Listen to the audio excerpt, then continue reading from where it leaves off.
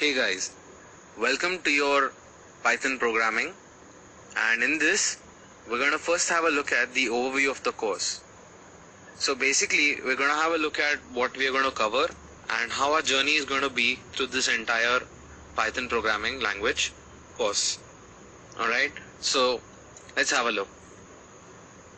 So when we start off, the very first thing we're going to see is why do we need Python and what is Python. Once we complete that, we'll have a look at Python IDE, which is the development environment for it, and how you can access it in your system as well. Once that is done, we'll move on to creating a Hello World program. As you all know, it's one of the first programs that anyone creates when they learn a new language. So that is something you'll be covering in there. Once that is done, we learn how to incorporate numbers and math functions, where we'll see how we can do mathematical problems and solve them over there. After that, we look at the common errors that occur in Python. So there are multiple types of errors that could be possible, like syntax error, index error, and so on.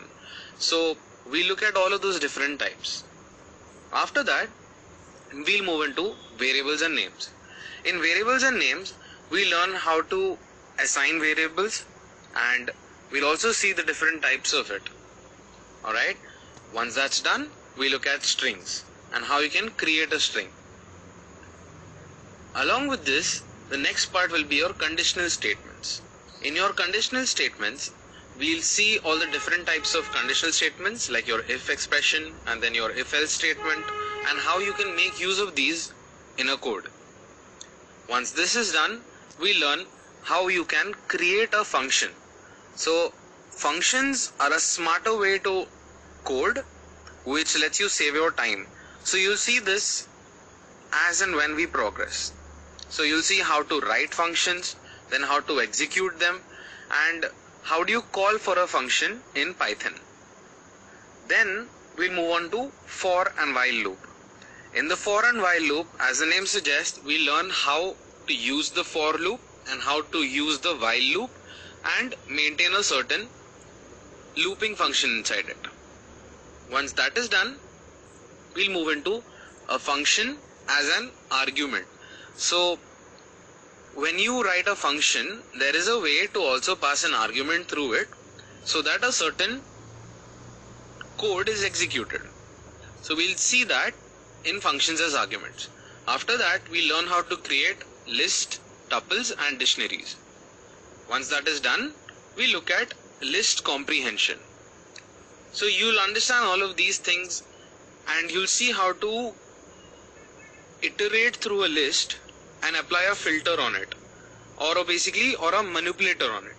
Okay, so that is something we'll be covering inside list comprehension. Once that is complete, we'll move on to the next part. So the first part in it is file handling. Inside file handling, you'll basically be learning how you can open a file, read a file, write, execute any type of file. Okay, so that will be covered to you inside file handling, after which we look at debugging. So inside debugging, we're going to cover three different types of it. First one, we'll be looking at how you can debug element breakpoints in watch and step in.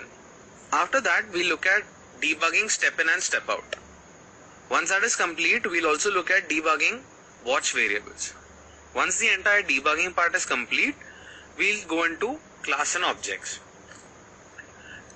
So inside class and objects, since we know that Python is an object-oriented programming language, there is a certain construct in it which is called a class. And this class lets you structure your software in a certain way. Alright, so we'll see how to work with classes and objects over there. Once we complete classes and objects, we look at lambda, filters, and maps. These are a little bit of an advanced function, but they're very fun and you'll really enjoy them. After which we look at the pip functions inside Python, which are the packages, and how you can manage them, before we move on to reading Excel datas and also seeing them into your Python code. So we look at how we can work with an Excel file and how we can import a data from an Excel file or a worksheet and bring it into Python. After that is done, we'll move on to Python SQL. We look at how you can install MySQL lab into it, and along with looking at all the select queries and so on. Then we'll move on to the last three parts, where the first one will be iterators, where, as the name suggests, lets you iterate over a certain thing, right? So we look at iterations and iterators over there. After which we'll move into pickling, and then finally we'll move into a Python JSON. So JSON, as you know, is a JavaScript oriented notation. So we look at how you can parse a JSON into a Python dictionary or a list. Alright, so that will be everything that we'll be covering in our Python course. So hope to see you in the next lecture. Thank you.